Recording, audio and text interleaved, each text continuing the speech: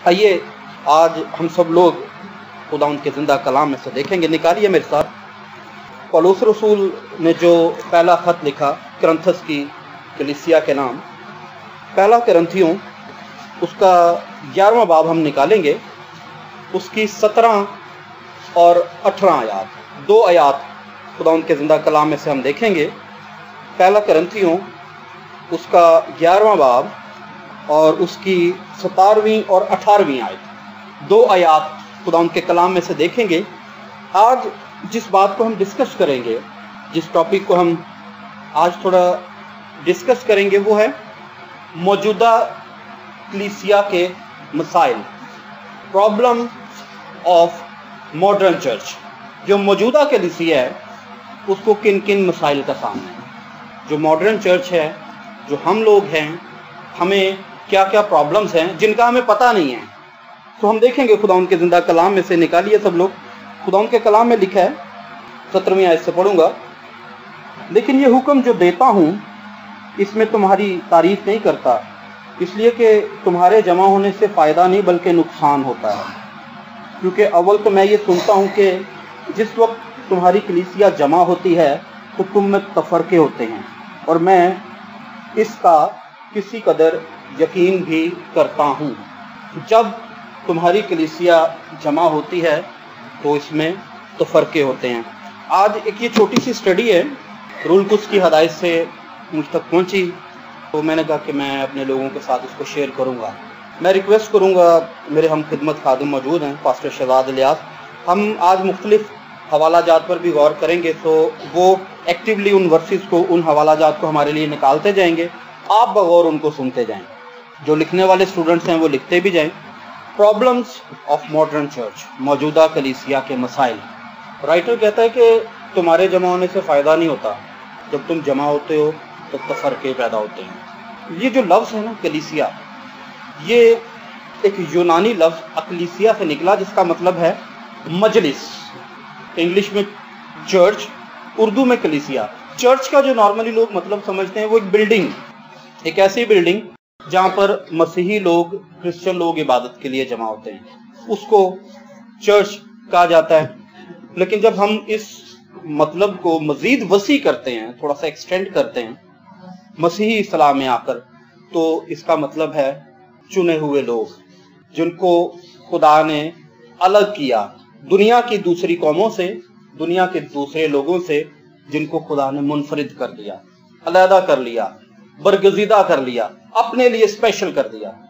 अब लोग तो खुदा ने अलग कर दिए, कलीसिया खुदा ने बना दी, लेकिन इस कलीसिया को चंद मसाइल का सामना है आज के दौर में।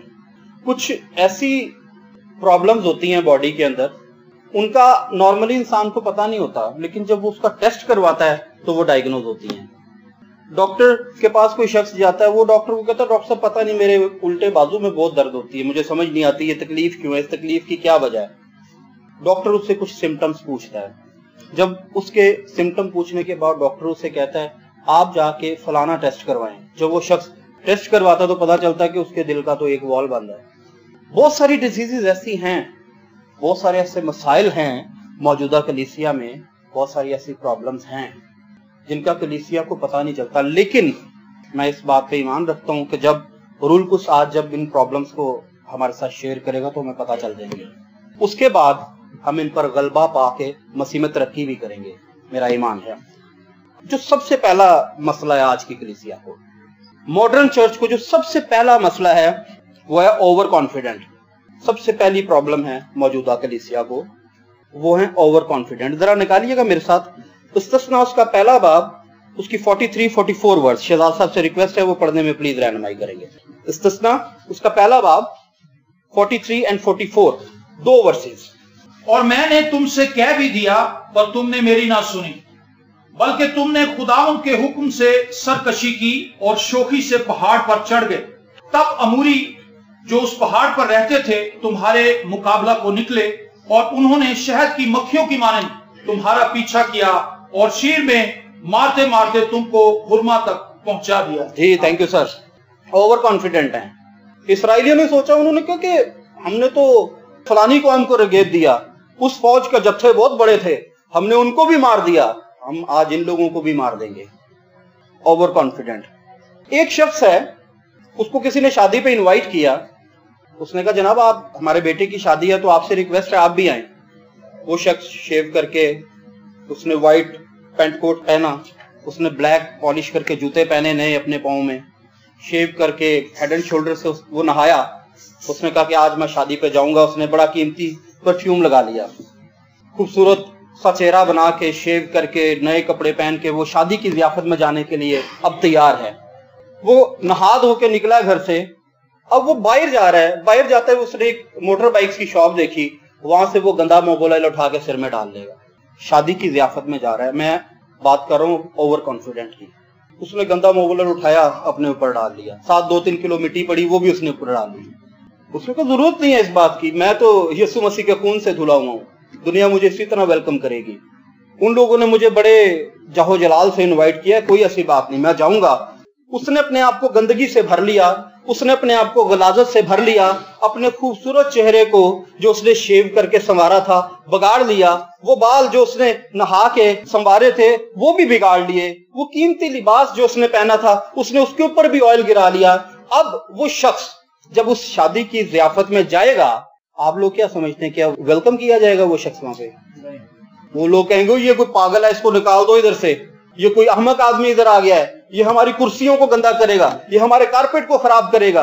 उसको वहां पे कोई शख्स वेलकम नहीं करेगा। बिल्कुल इसी तरह आज के दौर में मॉडर्न चर्च में ये प्रॉब्लम है। बहनें कहती कोई फर्क नहीं पड़ता, हमारे ऊपर यीशु मसीह का खून है, हम तो यीशु के लहू से धुले हुए हैं। अगर हम कहानी कुमकुम की लगा लेंगे अपने घर में तो इससे कोई फर्क नहीं पड़ेगा। अगर हम अपने घर में कोई दूसरा ड्रामा सीरियल भी ऑन कर देंगे तो कोई बात नहीं, सुबह के टाइम जेसी टीवी भी तो चलता है हमारे घर में, इससे क्या फर्क पड़ता है। हम आइजिक टीवी भी तो देखते हैं सुबह उठ के, और अगर शाम को हम कहानी घर घर की देख लेंगे तो इससे क्या फर्क पड़ेगा। मेरे अजीजों, इससे फर्क पड़ेगा। बिलीवर्स को इससे फर्क पड़ेगा, ईमानदार को इससे जरूर फर्क पड़ेगा। उसकी वजह क्या है? एक शख्स है जो ट्यूबरक्लोसिस का मारा हुआ है, टीबी उसको हो गई, वो करीबुल मर्ग है, मरने वाला है, मौत के करीब है। अपनी मौत में, अपने दुख में, अपने कर्ब में वो अपने खुदा को याद करता है। वो कहता है कि यीशु, मुझे तो डॉक्टर्स ने भी जवाब दे दिया, मुझे तो तमाम हॉस्पिटल्स ने कहा अब तो ये मर जाएगा, मेरी टेस्ट रिपोर्ट कहती है कि मेरे दोनों लंग्स खत्म हो चुके हैं, अब मैं यकीनन मर जाऊंगा, लेकिन मैंने बाइबल में पढ़ रखा है कि तूने मेरी खातिर अपनी जान दी, तू ही है जो मुझे बचा सकता है। अब यीशु उसको शिफा देता है, उसको बहाल करता है, वो उठ खड़ा होता है। लेकिन जैसे ही वो उठ खड़ा होता है वो बदकिरदारी में पड़ जाता है, वो आम दुनियावी गाने सुनता है, वो फिल्मों के गाने सुनता है। यीशु उसको आजाद करता है बीमारी से, यीशु उसको रहा करता है बीमारी से, ताकि वो खुदा का जलाल जाहिर करे। वो लोगों में, उम्मतों में, कौमों में, कबीलों में जाकर बताए कि यीशु ने मुझे बीमारी से आजाद किया। वो बीमारी से आजाद होके यीशु का जलाल जाहिर करने के बजाय अपने कानों से गंदे और फहश गाने सुनता है। यीशु आएगा उसके पास, यीशु उसको कहेगा मेरे बेटे, मैंने तुझे इसलिए पाक किया कि तू मेरे पाक कलाम को लोगों तक लेकर जाए। मैंने तेरी आंखों की इसलिए तकदीस की कि तू मेरे कलाम को पढ़े। यीशु उसके पास आएगा कि मैंने तुझे इसलिए बरकत दी ताकि तू इस बरकत को लोगों के साथ जाकर बांटे, लेकिन तूने तो मेरे बेटे कुछ और ही कर लिया। मेरे अजीजों, बाइबल मुकद्दस हमें ये सिखाती है, बाइबल हमें ये बताती है कि जो हमारा लिबास है वो पाक होना चाहिए। बर्रे की जियाफत में, एक आम शादी है दुनिया की, उसमें आप गंदे कपड़े पहन के नहीं जा सकते, तो आप कैसे सोचते हैं कि बर्रे की जियाफत में आप ऐसे चले जाएं? ये पॉसिबल नहीं है, ऐसा हो नहीं सकता। आपका लिबास बिल्कुल बेदाग होना चाहिए। आपकी सोच, आपका किरदार, आपका उठना बैठना बिल्कुल मुकद्दस होना चाहिए। मॉडर्न चर्च इस भूल में है, इस गलतफहमी में है कि हमारे ऊपर तो यीशु मसीह का खून है, मैंने तो बपतिस्मा ले लिया है, कोई ऐसी बात नहीं, हम यीशु मसीह के लहू से धुले हुए लोग हैं, इस लहू ने हमें खुदा की बादशाही में दाखिल करवा देना है। लेकिन मेरे अजीजों, लहू तो खुदा की बादशाही में दाखिल करने के लिए आपके लिए अवेलेबल है कि आप खुदा की बादशाही में दाखिल होने के लिए अवेलेबल हैं। आपकी आंख जिसको खुदा ने पाक किया, खुदा ने उसको इसलिए पाक किया कि आप बदी को ना देखें।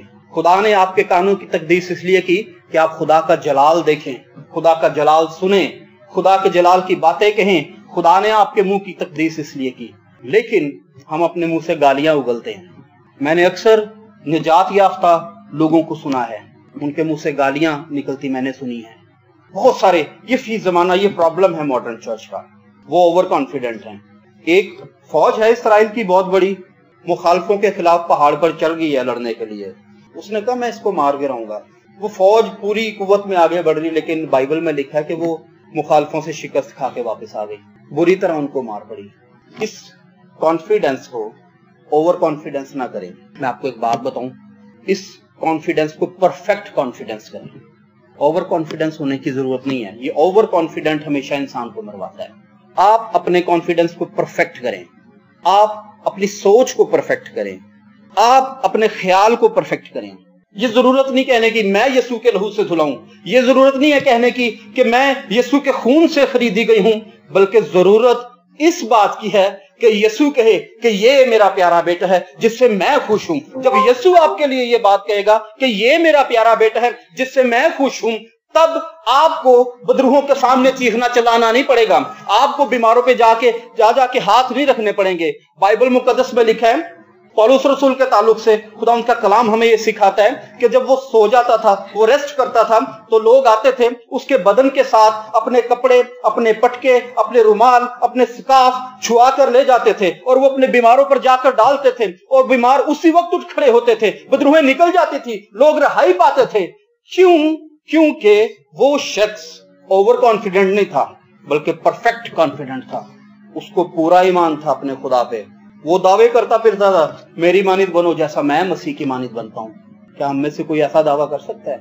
मेरे ख्याल से अब तक हम में कोई ऐसा प्रिपेयर नहीं हो सका। हमारे कॉन्फिडेंस को परफेक्ट होना जरूरी है।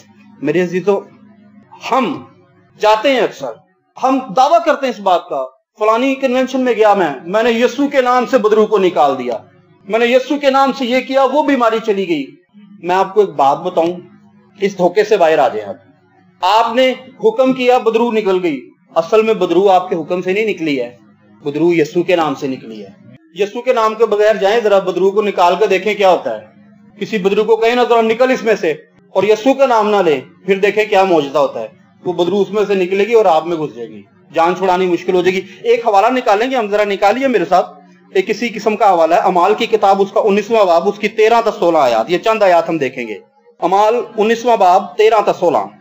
मगर बाज यहूदियों ने जो झाड़ फूंक करते फिरते थे, ये इख्तियार किया कि जिनमें बुरी रूहें हों उन पर खुदावंद यीशु का नाम ये कहकर फूंकें कि जिस यीशु की पौलुस मनादी करता है, मैं तुमको उसी की कसम देता हूं। और सिकवा यहूदी सरदार काहिन के 7 बेटे ऐसा किया करते थे। बुरी रूह ने जवाब में उनसे कहा कि यीशु को तो मैं जानती हूं और पौलुस से भी वाकिफ हूं, मगर तुम कौन हो? और वो शख्स जिस पर बुरी रूह थी कूद कर उन पर जा पड़ा और दोनों पर गालिब आकर ऐसी ज्यादती की कि वो नंगे और जख्मी होकर उस घर से निकल भागे। जी, thank you sir. This is the result of person who was living without Jesus Christ. ये रिजल्ट है एक ऐसे शख्स का जो यीशु के बगैर जिंदगी गुजार रहा है। लेकिन एक शख्स और है बाइबल मुकद्दस में हमें मिलता है। कलाम में लिखा है कि वो इंजील की खिदमत की गर्ज से निकला, एक औरत उसके पीछे चीखती चिल्लाती है, वो कहती है इसकी सुनो, ये यीशु मसीह के कलाम की मुनादी कर रहा है, इसकी सुनो, ये यीशु के कलाम की मुनादी कर रहा है। बाइबल हमें बताती कि रसूल को पता चल गया कि इसमें तो बदरू है, ये बदरू इसमें से बोल रही है। और उस लेडी को उसके जो ऑनर्स थे, उसके जो मालिक थे, अपनी इनकम के लिए यूज करते थे। गैब बीन की बातें करती थी वो औरत, और रसूल ने उस बदरू को यीशु के नाम से झिड़का। बाइबल में लिखा है वो दोबारा उसमें कभी दाखिल ना हुए। यहाँ पे कुछ लोग और हैं, झाड़ फूंक करते थे, कहते थे यीशु के नाम से निकल जाए। बदरू ने कहा यीशु को भी जानती हूँ, पौलुस से भी वाकिफ हूँ, लेकिन तुम कौन हो? मैं आपको एक बात बताऊं, अगर ये लोग ट्रू होते, यीशु के कदमों में घुटनों के बल झुकने वाले होते, यीशु की प्रस्तिश करने वाले होते, दिल से यीशु की इबादत करने वाले होते, ओवर कॉन्फिडेंट ना होते, तो बदरू ने क्या था, यीशु को भी हम जानते हैं, पौलुस से भी वाकिफ हैं, हम तुम्हें भी जानते हैं, तुम वो लोग हो जो यीशु के हुजूर में झुकते हो, हम तुम्हारा हुक्म मानते और यहाँ से चले जाते हैं। लेकिन स्टोरी इसकी ऑपोजिट हो गई। मेरे अजीजों, यीशु मसीह के बगैर जिंदगी अधूरी नहीं है, यीशु मसीह के बगैर जिंदगी नामुकम्मल है ही नहीं, लाइफ जीरो है। अपने इस कॉन्फिडेंस को हकीकत की तरफ ले जाएं। आपकी लाइफ, आपकी शख्सियत हकीकत पर मबनी हो। मैं ऐसी खवातीन को भी जानता हूँ, कुछ खवातीन, कुछ भाई ऐसे हैं वो जॉब करते हैं, ड्यूटी करते हैं, बहनें झाड़ू लगा रही होती है, यीशु की हम्द के गीत गा रही होती हैं, और ऊपर बेचारा ससुर बुरी तरह खांस रहा होता है सिर्फ एक गिलास पानी के लिए, उसको एक गिलास पानी नहीं देती जाके।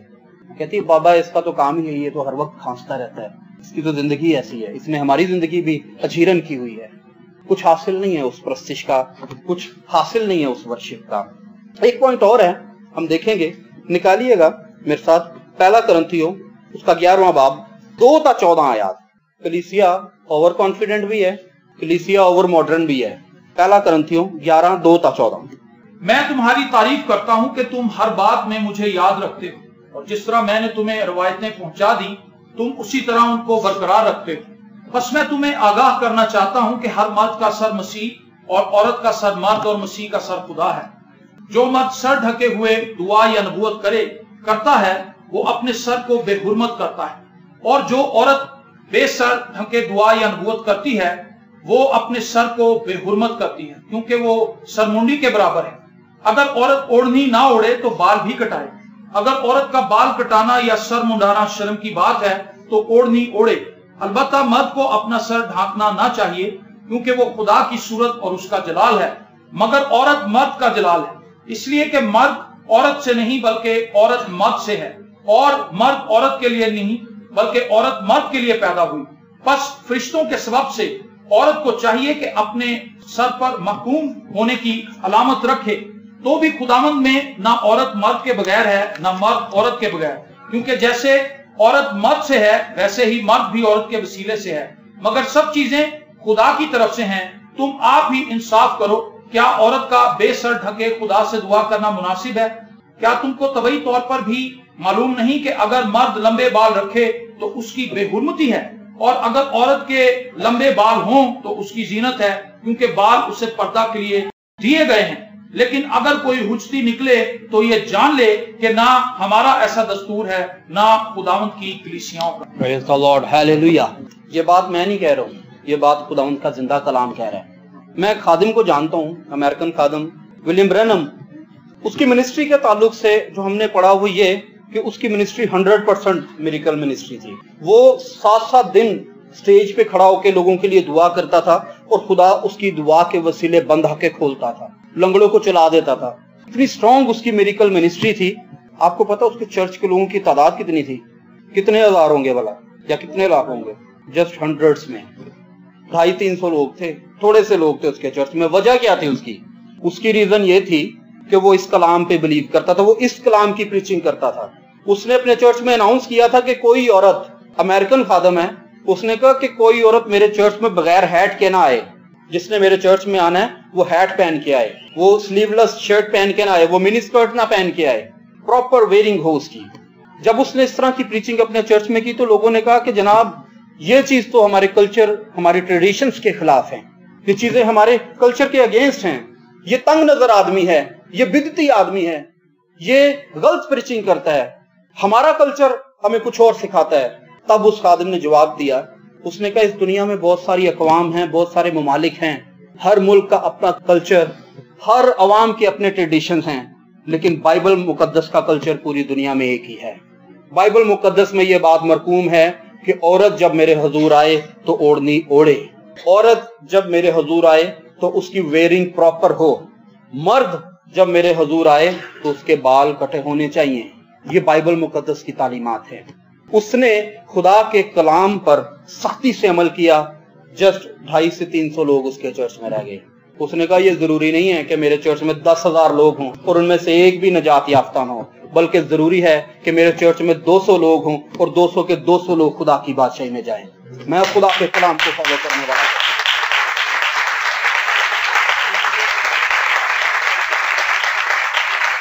मेरे ऐसी तो आप मेरी बहनें हैं, आप सब मेरे भाई हैं। मैं खादिम होने के नाते ये बात आपसे शेयर कर रहा हूं। मैंने अपने ही चर्चिस में देखा, मुख्तलिफ जगहों पर। मैं खुदा उनका शुक्रिया अदा करता हूँ कि हमारी कलीसिया को इस बात की तमीज है कि वो खुदा के हुजूर में किस तरह बैठेंगी। बहनों को तमीज है। ये बात मैं इसलिए भी इस वक्त इस स्टेज से कर रहा हूँ क्योंकि हमारा ये मैसेज रिकॉर्ड होता है और इसके अलावा बहुत सी जगहों पर सुनाया जाता है। और अगर कोई ऐसी कलीसिया है जहां पर इस चीज का फुकदान है कि बहनें बगैर दुपट्टे के खुदा के हुजूर में हाजिर होती हैं, तो बाइबल मुकद्दस ये कहती है कि ना हमारा ऐसा दस्तूर है, ना हमारी कलीसियाओं का। और अगर आपने अपनी लाइफ में किसी भाई या किसी बहन को खुदा के कलाम की नफी करते देखा है, तो उसको ये पैगाम पहुंचा दीजिए, उसको भी बता दीजिए कि बाइबल मुकद्दस का दस्तूर क्या है। और मैं एक चीज बताऊं, खूबसूरत बात, वो ये बात देखने में बज़ाहिर अब youngster, young generation, modern education उनके पास है, तालीम उनके पास आ गई, वो कहते हैं हमें इस चीज की जरूरत नहीं, हम पर तो यीशु मसीह का फजल हो गया है। मेरे अजीजों, फजल हमें खुदा के ताबे रहना सिखाता है, फजल हमें खुदा के खिलाफ सरकशी करना नहीं सिखाता। इस बात को ज़हन में रख लीजिए। फजल का मतलब ये नहीं कि हम गुनाह ज्यादा करते चले जाएं, फजल का मतलब ये है कि यीशु मसीह के ताबे होकर हम गुनाह पर गलबा पाते चले जाएं। फजल का मतलब ये हरगिज नहीं है कि हम बदी पर बदी करते चले जाएं, बल्कि फजल का मतलब ये है कि यीशु मसीह का खून लेकर आप बहुत सारी कौमों में जाएं और उनको बताएं कि यीशु मसीह निजात दहिंदा है। इसलिए मेरी बहनों, मेरे भाइयों, खुदा के कलाम के ताबे हो जाएं और इब्लीस का मुकाबला करें, तो वो तुमसे भाग जाएगा। एक पॉइंट और है मौजूदा कलीसिया में, ये एक बहुत बड़ा मसला है मॉडर्न चर्च का, और वो है रियाकारी। बपतिस्मा भी ले लिया, तौबा भी कर ली, गैर जुबानें भी बोलते हैं, लेकिन रियाकारी का दामन हाथ से नहीं छूटता। माँ बेटी को कहती, बेटी जा बाबा जी के मजार पे 2 किलो चीनी और 2 किलो चावल दे आ जाके। वो चूंटियां है ना उधर, पादरी साहब वो खाती हैं ये चीनी और चावल, ये भी तो खुदा की मखलूक है, हमें इनका भी तो ध्यान रखना है।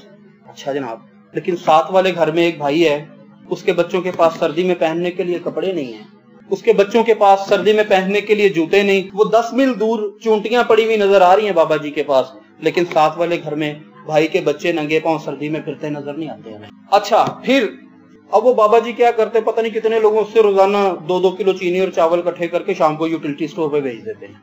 हमने एक ट्रेंड बना लिया, हमने एक कॉन्सेप्ट बना लिया, पादरी साहब से बहस करे, भाई साहब वो भी ते देखो ना, यीशु ने बनाए हुए ने ना, तानू भी यीशु ने बनाया, बाबा जी को भी यीशु ने बनाया, आपको भी यीशु ने बनाया, वो भी लोगों की खिदमत कर रहे हैं, आप भी लोगों की खिदमत कर रहे हैं। मेरे भाई, मेरी बहन, अगर आपकी सोच इस तरह की है तो अपनी सोच की तरदीद करें, अपनी सोच को दुरुस्त करें। आप एक गलत किश्ती में बैठ गए हैं, आप एक गलत जहाज पर सवार हो गए हैं, आप एक ऐसी गाड़ी में बैठ गए हैं जो डायरेक्ट आपको आतिश जहन्नम में लेके जाएगी।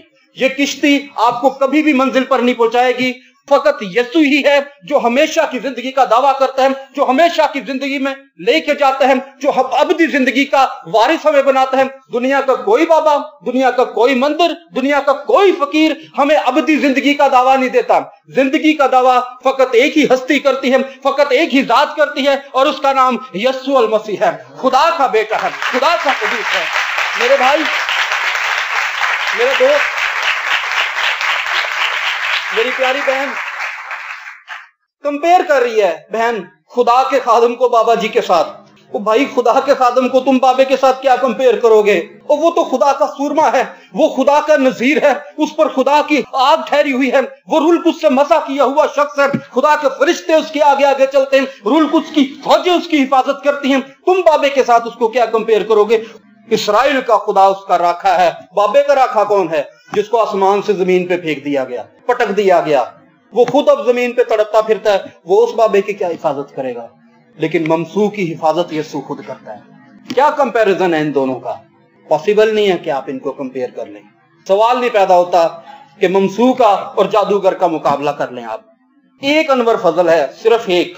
मुसीबत पड़ी हुई है इस टाइम पूरे पाकिस्तान में, जहां कन्वेंशन करता मौजूदात के ढेर लगा देता है। आप क्या समझते हैं कि जादूगर उसके खिलाफ नहीं होंगे?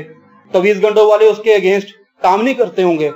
मैं समझता हूं कि पाकिस्तान तो क्या सारी दुनिया के जादूगर भी उसके खिलाफ खड़े हो जाएं, तो वो अनवर फजल का एक बाल नहीं तोड़ सकते, क्योंकि यीशु उसके साथ खड़ा है। Praise the Lord, hallelujah.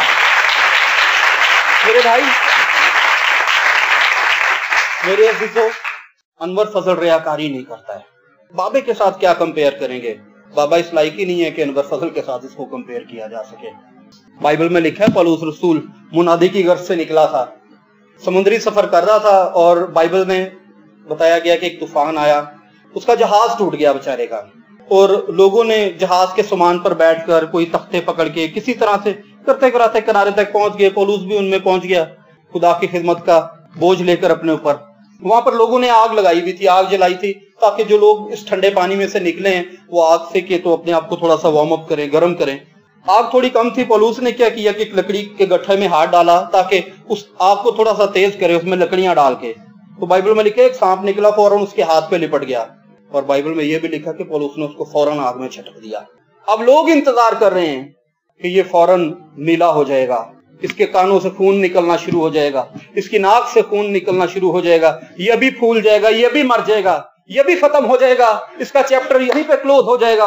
लेकिन बाइबल मुकद्दस में लिखा है ना वो मरा, ना उसकी कानों से खून निकला, ना उसकी नाक से, बल्कि वो यीशु मसीह की इंजील की मुनादी करना शुरू हो गया। लोगों ने कहा ये कोई देवता है, ये कोई आम इंसान नहीं है, ये कोई देवता है, ये किसी खुदा का अवतार है। मेरे अजीजों, एक सांप पौलुस के बाजू पे लिपटा, सारी दुनिया के सांप भी लिपट जाते तो वो पौलुस को नहीं काट सकते थे, क्योंकि यीशु के खून की कुदरत के आगे उनके सारे डंक फ्लॉप हैं, फेल हैं। वो यीशु के लहू को अपने ऊपर लेकर कौमों में मुनादी करने के लिए जाता है। उसकी मुनादी में रियाकारी नहीं है, ट्रू प्रीचिंग है उसकी, सच्ची मुनादी है उसकी। वो कहता फिरता है मेरी मानित बनो जैसा मैं यीशु की मानित बनता हूं। मैं यीशु मसीह के जख्म अपने जिस्म पर लिए कौमों में जाता हूं, लोगों में जाता हूं, अंजील की मुनादी करता हूं। दोस्तों, जरूरी है अगर हम बाइबल मुकद्दस के पढ़ने वाले हैं तो हमें बाइबल मुकद्दस के हीरोज को भी समझना पड़ेगा। जो बाइबल के हीरोज हैं उनकी लाइफ जेन्युइन लाइफ है। जिस कलीसिया को बाइबल मुकद्दस डिफाइन करती है उसमें ना दाग है, ना धब्बा है, ना झुरी है, ना उसमें रियाकारी है। अपनी लाइफ से इस चीज को खत्म करना शुरू करें। छोटी छोटी बातों में हम रियाकारी करते हैं। अगर एक ही घर में देवरानी और जेठानी रहती हैं तो देवरानी अपने बेटे को कोई चीज थोड़ी ज्यादा दे देती है और जेठानी के बेटे को थोड़ी कम दे देती है। चाहिए तो ये कि जेठानी के बेटे को ज्यादा दे। ये भी रियाकारी की एक छोटी सी किस्म है। हम बिलीवर हैं, हम ईमानदार, मगर हमारे एक्ट बिलीवर्स वाले नहीं हैं। कहलाते हम यीशु मसीह की कलीसिया, मगर हालात थोड़े से फर्क है। एक और मसला है कलीसिया का, नंबर 4 पे जो कलीसिया का मसला है वो है उनका बागियाना रवैया। कलीसिया का बागियाना रवैया है, उनका एटीट्यूड जो है वो बागियाना है, रिबेलियन एटीट्यूड है उनका। चर्च आते हैं हर संडे, सजदा करते हैं, बाइबल पढ़ते हैं, ऊंची ऊंची गीत गाते हैं, पास्टर साहब को चंदा भी देते हैं, लेकिन रवैये में उनके बगावत है। हम क्या करते हैं मेरे भाई कि एक भाई उसके पास साइकिल है, वो दूसरे के पास मोटर कार या गाड़ी देख के तो फौरन झुंझला जाता है। वो कहता है कि यार मेरी तो किस्मत ही ऐसी है। अपनी बीवी के साथ लड़ता है, अपने बच्चों के साथ लड़ता है। वो कहता है कि तुम्हारी वजह से मेरे हालात इस तरह के हो गए हैं, तुम्हारी वजह से मेरे ऊपर गुर्बत है। हम जब लोगों को जाकर समझाते हैं मेरे भाई, मेरी बहन, मेरे दोस्त, आप इन मनफी हालात में खुदावंद का शुक्रिया अदा करें, आपको जरूरत है खुदा के हुजूर शुक्रगुजारी करने की। वो कहते हैं जनाब आप हमारे साथ बात ना करें, आपको क्या पता कि गुर्बत किस तरह की होती है, गुर्बत कितनी तकलीफ देती है। बागियाना रवैये को हम कहते हैं खैरबाद के, वो कहते हैं नहीं हमने इनको खैरबाद नहीं कहना, हमने इसको वेलकम कहना है। तो आपको क्या पता गुर्बत कितनी तकलीफ दे होती। मेरे भाई हमारे साथ क्या गुर्बत की बात करोगे आप लोग। ये देखिए हम सब बैठे हैं आपके सामने, पास्टर जस्टिन, मैं, शहजाद भाई, हमने देखी है गुर्बत। मुझे आज भी याद है, आज से चंद बरस पहले हम शहजाद भाई की बैठक में सब इकट्ठे होते थे। हमारे पास एक ही साइकिल थी और वो भी शहजाद भाई की। मैं, भाई शहजाद और भाई शाहिद, हम एक ही साइकिल पे विलियम के चर्च मुनादी करने के लिए जाते थे। कभी कभी शाहिद भाई अपने फादर से एक साइकिल बोरो कर लेते थे तो हमारे पास 2 हो जाती थी। हम अंजील की मुनादी करने उस साइकिल पे जाते थे। हमने देखी है गुर्बत किस तरह की होती है। 2000 रुपए तनख्वाह शहजाद भाई की थी, कोई 1500 रुपया मेरी थी। भाई शायद अभी जॉब नहीं करते थे, अब उसी में हमारा सर्वाइवल था, उसी में हम खुशी से जिंदगी गुजारते थे। लोग हमारे पास आ जाते थे कई दफा, भाई 10,000 रुपया कर्जा चाहिए। अब हमने किसी से कर्जा मांगना तो उसकी शर्त होती थी भाई वापस कब करोगे, लेकिन जब किसी ने हमारे से मांगना तो उसकी कोई शर्त नहीं होती थी, वापस भी होगा कि नहीं होगा कोई पता ही नहीं है। एक फैमिली आई हमारे पास, कहते जनाब हमने जरा बाहर जाना है, मेरी वाइफ जो है वो आउट ऑफ कंट्री जा रही है, तो अब कपड़े भी साफ सुथरे पहन के चर्च में मुनादी करने जाते थे। अब क्या करें, यीशु दे देता था, हम पहन लेते थे। 2 शर्टें होती थी, वो एक को धो लेते थे, एक पहन लेते थे, साफ सुथरी थी। तो लोगों ने समझना यार ये पता नहीं कितने को खुशहाल हैं, तो हंसते रहते हैं हर वक्त, इनकी जिंदगी में कोई गम और रोग ही नहीं, कोई दुखी नहीं है। तो हमने कहा अच्छा जी चले, बहन ने बाहर जाना है, हम बताएं आपकी क्या हेल्प कर सकते हैं। अब बेचारे की तनख्वाह 2000, मेरी 1500, 10,000 रुपए चाहिए भाई, थोड़े से डॉलर एक्सचेंज कराने हैं। हमने एक दफा सोचा 10,000 चले, खैर हमने खुदा के हुजूर दुआ की, कर करा के भाई ने कहीं से पकड़े, कुछ मैंने, शाहिद भाई ने भी कहीं से कर्जा मांग लिया, कर करा के हमने 10,000 रुपए करके हमने उस फैमिली को पहुंचा दिया। शाम को बहन की कॉल आई, 10,000 रुपये हमने उनको पहुंचाया, बहन की कॉल आई, भाई थैंक यू सो मच, आपका 8,000 रुपये हमें मिल गया। सबसे पहली गोली तो मत्थे पे ये लगी ना हमारे, दिया 10,000 और 8,000 की कॉल आई, उसके बाद वो भी नहीं पता, ना बहन नजर आई ना वो 8,000 नजर आया। लोग हमें कहते हैं कि जनाब गुर्बत की बात ना करें, हमने गुर्बत देखी है, हमें पता है गुर्बत कैसी होती है। हमारे हालात जो आज आप देखते हैं ये शुरू से इस तरह के नहीं है, हमने मनफी हालात में भी जीना सीखा है। हम मनफी हालात में भी हंसते थे, कह के लगाते थे। शहजाद भाई की बैठक में हम इतना हंसते थे, हम साया के दरवाजा खड़का के कहते थे वो भाई की हो गया रात दे 2 बजे तुसी रोला पाया हो यार, क्योंकि हमारे पास यसू है। तब भी यसू था, आज भी यसू है, और हमारा ईमान है हम आगे भी इसी तरह बल्कि इससे ज्यादा हंसेंगे जब हमारे पास बड़ा चर्च आ जाएगा। Hallelujah, praise the Lord.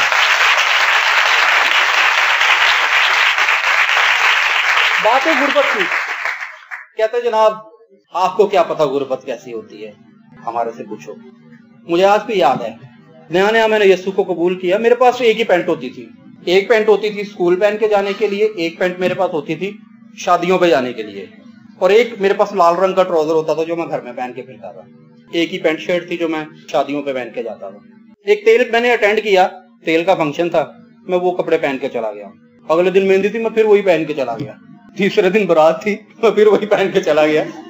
अब मैं आपको गुर्बत बता रहा हूँ। लोग कहते हैं जनाब आपको क्या पता गुर्बत कैसी होती है। ये नहीं कि मेरे पेरेंट्स मुझे लेके नहीं दे सकते थे, अगर मैं उनसे जिद करता तो शायद मेरी माँ किसी ना किसी तरह एफर्ट करके मुझे ले देती, लेकिन फील ही नहीं हुई कभी ये चीज। जब मैं तीसरे दिन वही कपड़े पहन के उस फंक्शन में गया तो मेरे कुछ दूर करीब के रिश्तेदार कहने लगे देखो 3 दिन हो गए इसे एक ही तरह के कपड़े पहन के आ रहा है, वो तेरे पास और कपड़े नहीं है। मैं उसकी इस बात से ना मैं भुखला गया, मुझे कोई इसने ये क्या बात की। मैं घर गया, जल्दी से दूसरी पैंट पहन के आ गया, स्कूल की पैंट पहन के चला गया। उन्होंने कहा देखो ये स्कूल की पैंट पहन के शादी पे आ गया। लेकिन उस वक्त उन्होंने मेरी गुर्बत का मजाक उड़ाया। फिर घर आया, अपने दुआ के मदबे पे बैठा। मैंने कहा खुदा उन्होंने मेरी गुर्बत का मजाक उड़ाया, उन्होंने जुमले कसे हैं मेरे पे, मैं क्या करूं, मैं किसके पास जाऊं, कौन है जो मुझे देगा। मेरा यकीन करें ये दूसरी दफा मुझे मिला, उसके हाथ में एक सफेद लिबास था, वो मेरे सामने आ गया। उसने कहा बेटा तेरे पास कपड़े नहीं है, लेकिन ये मैं तेरे लिए लाऊं, जब तू मेरे पास आ जाएगा ना बेटा तब तू ये कपड़े पहनेगा, ये कपड़े कभी पुराने नहीं होते। मैंने कहा खुदा उन्होंने मेरी गुर्बत का मजाक उड़ाया, खुदा उन्होंने मुझ पे जुमले कसे। खुदा ने कहा तू दिल बर्दाश्त था ना हो मेरे बेटे। यीशु ने कहा तू हिम्मत बांध के रख, मैं तुझे ऐसे दोस्त दूंगा, तुझे ऐसे भाई दूंगा जो कभी तेरी गुर्बत का मजाक नहीं उड़ाएंगे। अब खुदा ने मुझे शाहिद दे दिया, शहजाद दे दिया, जस्टिन दे दिया। ये लोग मेरी गुर्बत में मेरे साथ खुश थे, ये मेरे गमों के साथ थी, ये आज भी मेरे साथ है। खुदा ने कहा बेटा एक दिन आएगा कि तू याद करेगा कि मैंने तेरे साथ वादा किया है, ये लोग तेरे मती होंगे और तेरी रात अका करेंगे। वक्त गुजरने के साथ साथ खुदा ने मुझे बहाल किया, खुदा ने मुझे बरोमंद कर दिया, खुदा ने मुझे जोरावर कर दिया। ज्यादा पुरानी बात नहीं है, 1-1.5 साल पुरानी बात है कि वो शख्स जिसने मेरी गुर्बत का मजाक उड़ाया था उसकी कॉल मुझे आई। उसने कहा सर, मैंने कहा जी जनाब कौन सा बात कर रहे हैं। उसने कहा आप सर मुबीन बात कर रहे हैं। मैंने कहा जी मैं मुबीन बात कर रहा हूँ। सर आपसे एक छोटी सी रिक्वेस्ट करनी थी। मैंने कहा जी बताइए मैं आपके लिए क्या कर सकता हूँ। सर मेरी आपसे एक रिक्वेस्ट ये है, मुझे पता चला खुदा ने आपको बहुत बड़ी पोजीशन दे दी है, मेरी आपसे रिक्वेस्ट है कि आप मेरी भी जॉब का बंदोबस्त करें। रूल कुछ फौरन मुझसे हम कलाम हुआ। रूल कुछ ने कहा ये लोग तेरी रात अका करेंगे, और मैंने अपने कलाम को तेरी जिंदगी में पूरा किया है। मेरे अजीजों गुर्बत की बात क्या करनी, हमने अपनी गुर्बत आपस में बांटी है, हमने अपनी गुर्बत में एक दूसरे का साथ दिया है। हम सब दोस्त एक दूसरे का बाजू पकड़ के चले हैं, हम आगे भी चलेंगे, मेरा ईमान है आप भी हमारे साथ होंगे। हालेलुया।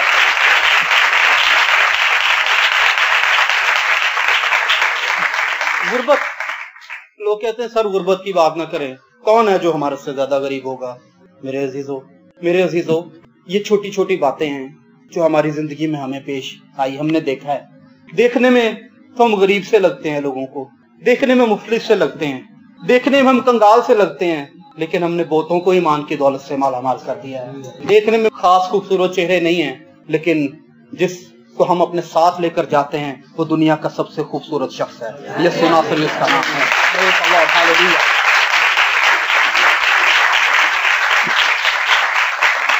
मेरे भाई, बागियाना रवैया। जरूरी नहीं है कि आपके पास बहुत सारे पैसे हो, बहुत सारा रुपया पैसा हो तभी आपके हालात बेहतर होंगे। कई दफा जेब में पैसे होते हैं तो भी हालात पर गलबा नहीं पाया जा सकता। मुझे याद है निसी 3-3.5 साल का था, मेरे साथ चर्च आया, मेरे पास पैसे भी थे उस वक्त। इसके सिर पे छोटे छोटे दाने निकले तो हमने ना इसकी गंज करवा दी, इसकी टिंड करवा दी।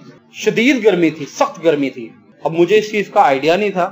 अब चर्च हमारा रूटीन में 12-12:30 खत्म होता है। अब शदीद गर्मी में मैं फिरोजपुर रोड पे से जा रहा तो निसी ने एकदम अपने दोनों हाथ ऐसे सिर पे रख लिए।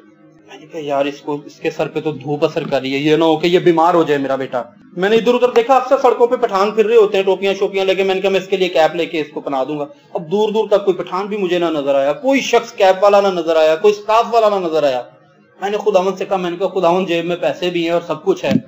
अब ये इस बात की दलील है कि पैसा तमाम मसाइल का हल नहीं, तू तमाम मसाइल का हल है।